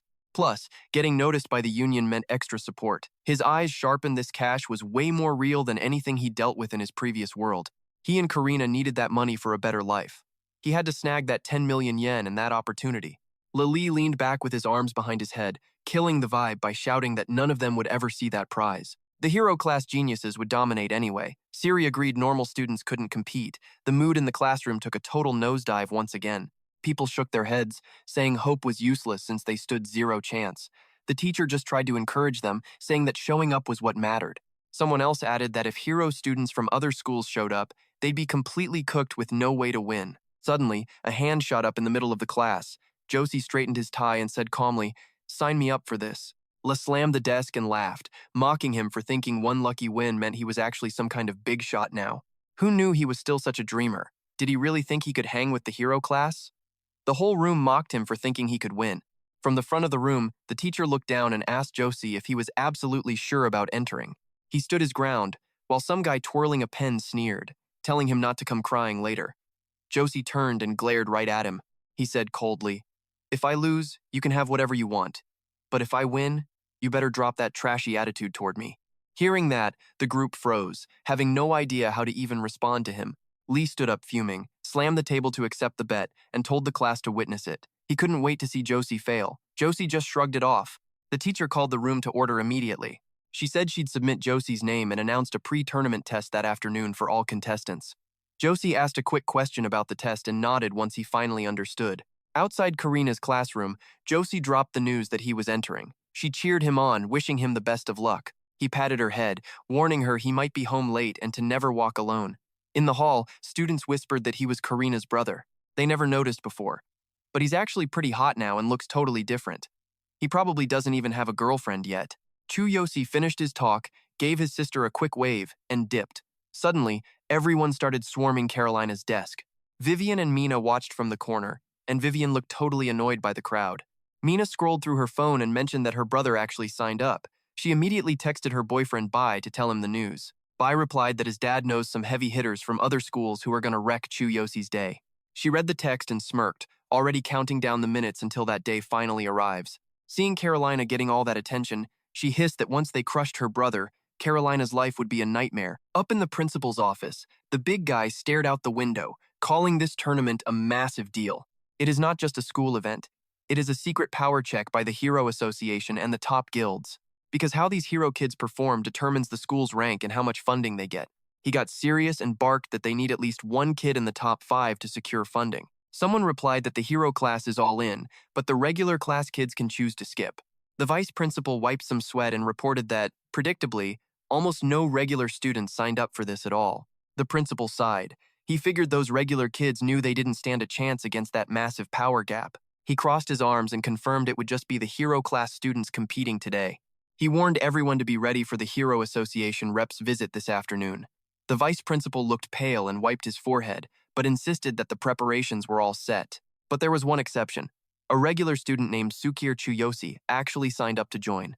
The principal whipped around, totally shocked, asking if a regular class student really had the guts to join.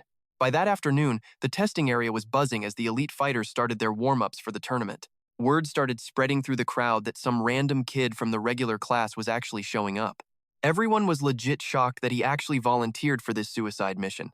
A pink-haired girl scoffed, calling him an idiot for thinking he could hang. She said he is just going to embarrass the whole school. One guy, stretching, said the kid won't survive a test built for semi-heroes.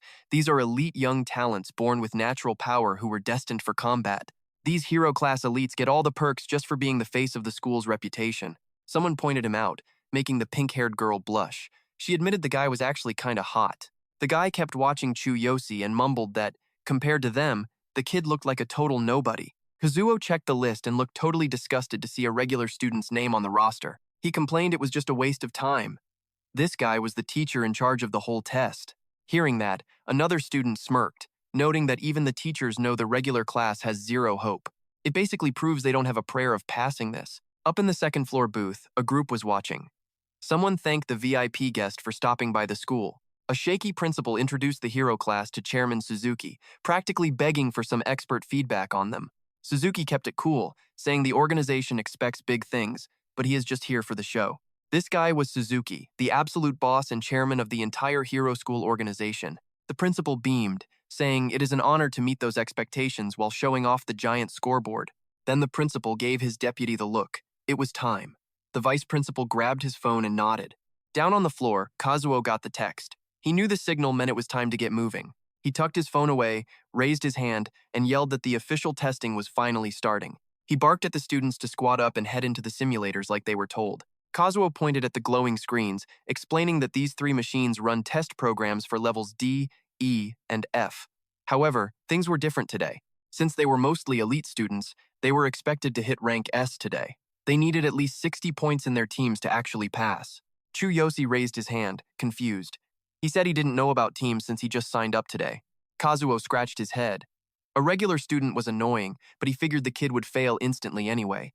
He told Chu Josi he would just have to go solo at the very end of the line. Chu Josi didn't mind. Fighting alone was nothing new to him. It was basically just another Tuesday. He quietly agreed. Nearby, a student noticed that the teacher did not give 2 craps about the kid's fate. Sure, the test isn't lethal, but that dark energy and difficulty level? Totally brutal. She adds that even semi-hero squads have a hard time, so a lonely regular class student? They'll get crushed in seconds. Up in the observation deck, Suzuki and the school bigwigs are watching everything go down. One by one, groups of students head into the simulators to start their evaluation. Suzuki stands there with his arms crossed, silently watching the chaos. The real goal here? Find those hidden gems and recruit them fast before the other big guilds try to snatch them up. Because if you're even a second too late, the best recruits are already gone. Once the squads head inside, the system pings with a notification. The students have officially started their simulator trials. Stepping into the digital forest, Toshio is totally blown away. He'd heard the hype, but seeing this place in person is a whole different level of cool. The crew pulls up their system menus, and TIO realizes they can actually pick out some basic starter gear right out of the gate. With their armor and weapons all set, Toshio looks at the team and asks if they're ready to roll. He reminds them they need 60 points to pass, so they better stay sharp. Cut to later, and outside the test zone, more groups are still lined up, waiting for their shot. When the group finally steps out, the system confirms it. The 5-man squad cleared the rank F test in just 24 minutes. All 5 of them made the cut. Toshio lets out a huge sigh of relief, admitting that trial was definitely no walk in the park. Watching from the top, Suzuki realizes most teams are stuck in the 70 to 80 range. Nobody is even touching that 90 mark. It's pretty clear that this school's hero class hasn't produced any real superstar talent just yet. He figures these kids are still pretty green.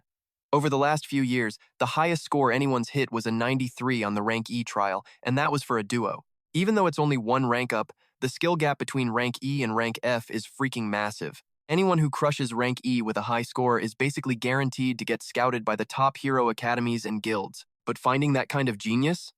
Rare as hell. Flashing a friendly smile, Suzuki tells the principal that with some solid training, these kids have a bright future ahead. Then he asks if the test is finally wrapped up. The vice principal gets all awkward and stammers that there's still 1 more kid from the regular class getting ready to go. The principal looks totally annoyed and lets out a little cough to remind everyone who's in charge. Suzuki just smiles, clasps his hands behind his back, and says, "A regular class student with enough guts to actually sign up?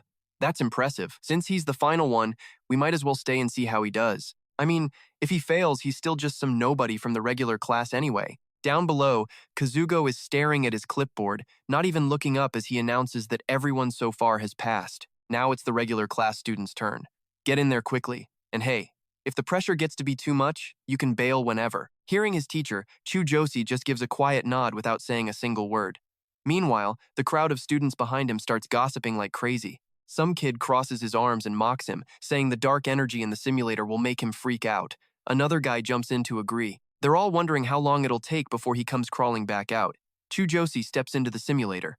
The system immediately pops up a notification. Test difficulty is set to rank F dungeon. It prompts the participant to select their class and starting gear. Seeing the alert, Chu Josi mumbles that he's already got everything he needs, so he can just start this thing right now. The system keeps displaying info. Level 12, class, Black Armored Warrior with Fox Beastman camo. Weapon of choice, Blood Rain. Skills include Lightning Chain, Strike, and Thunder Ambush Copy. Combat power hits 16,000. Chu Josi starts shredding monsters as a pack of level 1 black rabbits with glowing red eyes suddenly jumps out and charges straight at him. He just casually says they're only level 1.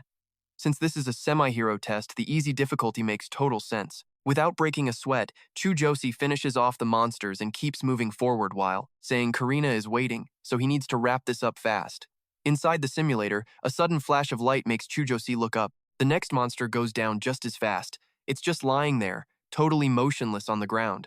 Chu Josi swings his sword, muttering that this is way too easy. 6 minutes in and he's already this far, and these are only level 3 black rabbits. Right after that, the system shows a completion notice. But then, it suddenly throws a red warning data error. His abilities are way beyond the current difficulty level. Because of that, the rank D test is being activated. Reading the alert, Chu Josi is shocked to find out there's even a rank D dungeon test. He honestly thought just passing rank F was the goal. The system notifies him that the rank D dungeon is ready and tells the student to start the challenge. Without hesitating for a second, Chu Josi heads in. At his current level, he figures there isn't really much difference between rank D and rank F. Since Chu Josi still hasn't come out, the crowd outside starts talking even more. Tosi starts bugging the teacher to crack that machine open, thinking the poor kid is paralyzed with fear. Meanwhile, Kazugo is staring at the timer, sweating because 12 whole minutes have already ticked away. For a regular class student, that is an eternity. Something definitely went sideways in there. Suzuki just hangs back, watching everything unfold. He notes that a normal student lasting this long is actually insane. He tells the principal to hype up the kid for his guts when he comes out, regardless of the results. Suddenly, the simulator starts rattling like crazy. The doors hiss open, dumping out white smoke and a mission complete notification. Chu Josi steps out of the fog, and the system screams a massive congrats for hitting a perfect score. The logs show a solo run that broke the scale.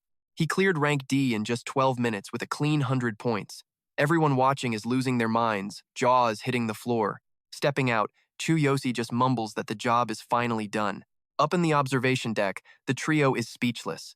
Suzuki is wondering if this kid is actually just a normal student, staring at those crazy numbers. Kazuo is drenched in sweat, staring at that rank D clear and perfect score. He is convinced the system just glitched out hard.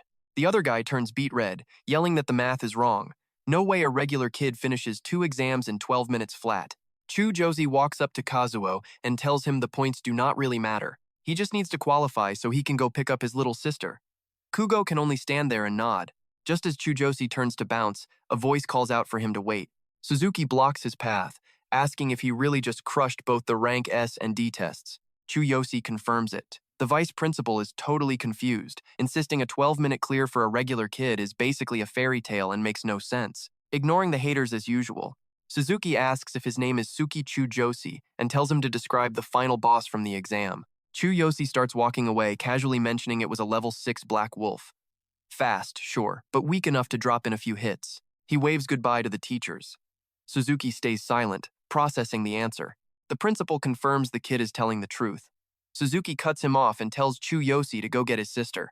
Chu Josi looks back and gives a quick thanks to the man. The principal is still trying to argue that the results are a mistake. Suzuki shuts him down, demanding the kid join the upcoming tournament. He tells them to keep these scores top secret for now.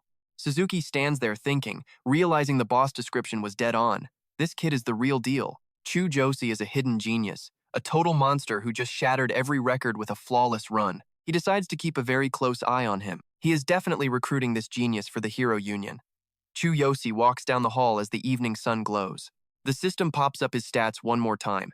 Level 12, Armored Warrior class with a fox disguise, Blood Fog weapon, and 16,000 combat power. Like that, the future star tournament arrives. Red banners are everywhere, and students are flooding the arena entrance. One student marches through the crowd with his bag, making everyone start whispering and pointing. People spot the top dogs from Lozu and Saahila schools arriving on site. Everyone assumes these hero-class elites will sweep the board and take all the top spots in the rankings. A megaphone blasts, telling everyone to finish their registration before gathering at the main combat arena. Chuozi hits the desk. The clerk asks if he is hero class and wants his name. He stays cool and introduces himself as Tsukiyoshi, just a regular student from school. His system flashes his level 12 stats and armored warrior job again. Blood Fog weapon equipped and combat power now sitting at 160,000. The clerk watches him go, noting his insane willpower, but warns him not to push too hard since the hero class kids are actual beasts. Inside the massive stadium, the opening ceremony is officially kicking off. The vice principal rushes over to tell the boss that Chairman Suzuki has finally arrived. The principal starts apologizing for the lack of a proper welcome, but Suzuki just asks if the regular class kids finish their registration. The VP confirms everyone is checked in and ready to go, and Suzuki gives a satisfied nod. watching the kids warm up outside. Suzuki thinks Chu Josi is finally getting serious now. If that power is real, this kid is a total legend who needs protection before the big guilds start fighting. In the corner, the VP whispers that all the guild reps are here for the grand opening. The principal agrees and tells everyone to be on their best behavior. The VP mentions Suzuki probably knows Lozu and Sahira sent their absolute best students this year, which gets the principal's attention. Looking stressed, the VP says both schools are playing for keeps. Meanwhile, their own rank is slipping, and things look pretty bleak. The principal just sighs and says he gets it. No matter what, the school will try. Inside the student locker room, an announcement blares that the combat power test starts in 5 minutes. Everyone needs to hustle to the arena. Students start scrambling. Chu Josi gets ready, wondering if this test is just the warm-up for everything. Screens flash the rules you need. Minimal movement while unleashing your absolute maximum power output. Physical and power stats are capped at a maximum of 100 points. Chu Josi realizes it is showtime. Leaner moves mean way more power, according to the rules. The machine tracks real talent, so there is zero room for any fake stats. A student steps out front. People start whispering that he is from Sahila, wondering what his score will be. Standing before the sensor, the guy locks in and prepares to strike. He winds up and hammers the device hard. Immediately, the screen shows 72 physical and 74 power. He smirks, feeling himself, while the crowd behind him starts buzzing with all the gossip. People say 70 plus is decent, but 80 plus is the ticket to the top 3. Someone asks about last year's stats. The answer is 76 and 66, with some advice to work on his control next time. Chu Josi catches the chatter and figures that getting over 70 is a solid start. Wondering how he will rank, students line up for their turn. The system keeps tallying the results: 62, 69, 73, 65, 76, 72, 78, 68, 56, 62. When the Seisen student score pops up, the haters start laughing. Is this really Seisen's best? 56 points is totally mid, honestly. The laughing continues. A guy mocks the fact that Seisen sent regular students, saying he can't wait to see their cute scores. People whisper that Seisen is pathetic for using normies to fill space. On the stands, the guilds are plotting. Lozu is currently winning. With the right training, these kids could be top-tier heroes. Put them on recruitment. Sahila looks good, but Seisen is basically stuck in the mud. In the booth, the principal hides his face, whispering how embarrassing. Suzuki thinks they are getting dusted by the other schools and puts all his chips on Chu Josi. Chu's crew is watching too. Sarihu snaps that everyone knows their business. Rai asks where Chu is. Karina watches, whispering to herself. Mina smirks, asking Karina if her brother plans to humiliate the whole school. The others agree, saying if he was actually tough, he'd be out there fighting instead of just talking big. Karina snaps back that she believes him. Mina yells that she's blind, and she'll be laughing when he fails. Back at the arena, Suzuki is still watching intently. He frowns, noticing that nobody has managed to break 80 in both categories. But the heavy hitters always show up late. Where is he? Can this kid really hang with the elites from Kudu and Sahela? Suddenly, the crowd gets rowdy. Some random guy accidentally bumps a shoulder, and the other dude totally loses his cool, screaming like a maniac in the middle of everyone. Hey, watch where you're going. That student spins around, instantly grabbing everyone's attention in the hallway. That is Vin Love, the Sahila legend who crushed the Rank D Level 4 hero exam with a combat power of 580. Someone recognizes him instantly. Look, it is Vin, the absolute ace of the Sa Academy squad. He is already a certified hero and the top seed for the championship. The guy who bumped him is now bowing his head, totally regretting his big mouth. Vin steps up to the testing machine and reaches for the target. Channeling every bit of his strength, he hammers a massive punch into the device. The screen flashes. Physique 86, power 90. The crowd goes wild because moving that smoothly while packing such insane power is just straight up impressive. Suzuki watches closely, realizing that the Sahela team is the real deal. Maybe Vince is the top student this year. He plans to have a little chat with the kid after the event wraps up. Down below, another student enters the arena. The crowd starts chanting, "The ace from Kudu has finally arrived." He starts trash-talking immediately. Any losers who cannot even hit 80 points should shut up and watch how a real Kudu ace does it. That is Bonforce, a hero-class student from Kudu who cleared the Rank D Level 4 test with 620 power. Bonforce walks up and gives the target a light tap. It spins like crazy, and the screen immediately reads, Physique 89, power 92. Everyone starts buzzing. He almost hit 90 on both stats. That is some serious high-tier hero potential right there. He barely even tried. Kudu is on a whole different level. It looks like we already found our winner for this year. Suzuki is impressed by Bonforce and wants to talk later. Seeing those stats, Even Vince starts feeling a little bit of serious pressure. Bonforce walks past Vince with a smirk. You are the only one worthy of being my rival, but the title is mine. Suddenly, some guy cuts in. Excuse me, but it is my turn. The crowd realizes it is Chu Josi and starts mocking him. Chu Josi from the regular class? I cannot believe he actually entered. Man, do not go embarrassing our school out there. How does he even have the nerve to stand behind Bonforce? Chu Josi approaches the machine, thinking he just needs minimal movement for maximum impact power. Seeing him hesitate, the crowd starts laughing and shouting at him. Hurry it up already, kid! We have a schedule! Mina smirks from the stands. Finally showed up, huh? You are just going to embarrass yourself. Do not get so scared that you freeze up. Karina cheers nervously. Big brother, you can do it! Suzuki is excited as Chu Josi steps out. Scoring 70 or 80 would be truly legendary. The principal covers his eyes, unable to watch. He is totally worried about this regular class student failing miserably. Chu Josi takes a deep breath. Using a tiny fraction of his ultimate physique and the heavenly system should be plenty. He activates the system and barely touches the target with one finger. His ultimate physique gets an insane power boost instantly. In a flash, his defense and shock resistance skyrocket, massive energy pools in his finger, and the system starts displaying his crazy stats. The system focuses 60% of his body strength into his middle finger. Other parts drop, boosting his finger power by 600%. The second Chu Josi touches that ball, a massive explosion of bright energy erupts everywhere. Nearby students are blown back, forced to shield their eyes. Everyone watching is frozen in total shock. The screen starts flickering like crazy. Physique 100, power 100. Then it switches to unknown because the numbers just broke the entire scale. Looking at the result, Chu Josi figures he overdid it. The testing ball rips off the machine and rockets into the sky. Chu Josi sighs, worried he will have to pay for the damage. After a while, the ball falls back down, totally mangled and smoking on the ground. The crowd goes into a total frenzy. Everyone is yelling. Did he just launch that ball into orbit? No way. Is he really that strong? No way. The machine must be broken or he is cheating. Even the guild reps are buzzing. Who is this kid? If that machine is right, his power is light years ahead of everyone. Or maybe it is just some high-tech cheating? No high school kid could possibly be this strong.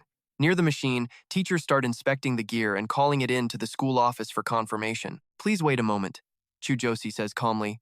Look, as long as I do not get a 0, I am fine with whatever. I have no complaints. Bonforce still cannot believe it, claiming the machine is broken or Chu Josi is using some illegal cheat gear. Vin crosses his arms. Let us just wait for the principal to make the final call. The principal pushes through the crowd. Make way, everyone. We need to inspect the machine. Suzuki is on the scene in a heartbeat too. He asks, Chu Josi, show me your hands. Chu Josi reaches out. Suzuki looks closely and sees no gear, just a hand covered in thick, rough calluses. He thinks to himself, this kid is so young, yet he has clearly been through some absolute hell. Suzuki frowns and asks why his hands are so scarred and calloused.